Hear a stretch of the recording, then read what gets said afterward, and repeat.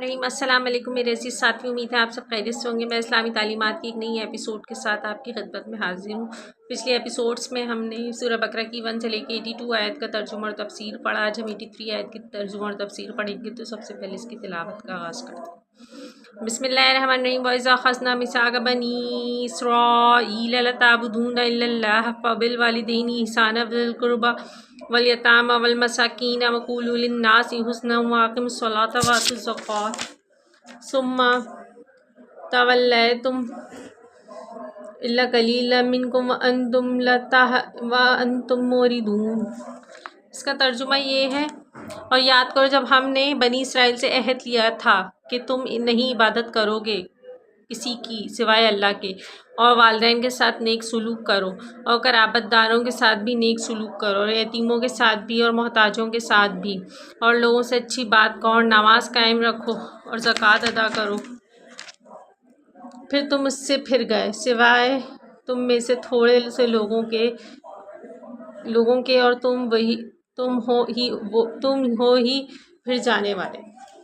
اس کی تفسیر یہ ہے، اللہ کے حق کے فوراً بعد والدین کا حق کا ذکر قرآن پاک میں 4 مقامات پر آیا ہے، یعنی اللہ تعالیٰ کا حق ادا کرنے کے بعد فوراً اس کے بعد 4 مرتبہ قرآن پاک میں والدین کا حق ادا کرنے کا حکم آیا ہے۔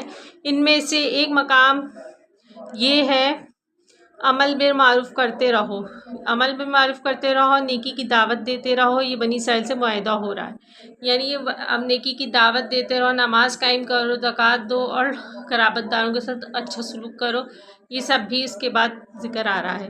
تمہاری یہ عادت یعنی عہد توڑ دینا گویا طبیعت ثانیہ ہے، یعنی اگر تم یہ عہد توڑو گے تو تمہاری طبیعت ثانیہ کہلائے گی۔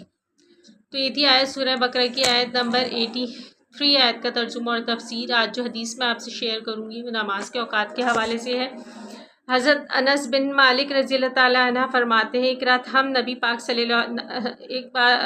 ہم نماز عشاء کے لیے نبی پاک صلی اللہ علیہ وسلم کی آمد کا انتظار کرتے رہے۔